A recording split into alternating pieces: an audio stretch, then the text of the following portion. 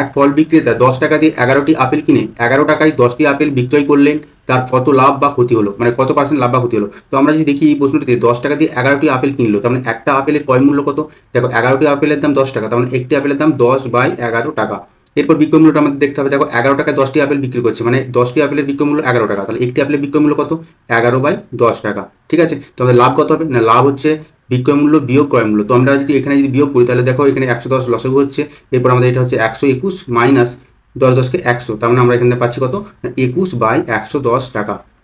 এটা আমাদের কি হলো? এটা আমাদের লাভ হলো। তাহলে শতকরা লাভ কত, মানে লাভের পার্সেন্টেজটা কত? উপরে মোট লাভ মানে 21/110, নিচে মূল্য কত? দেখো আমাদের কয় মূল্য ছিল? 10/11, তাহলে 10/11 লিখে দিলাম, গুণিত 100।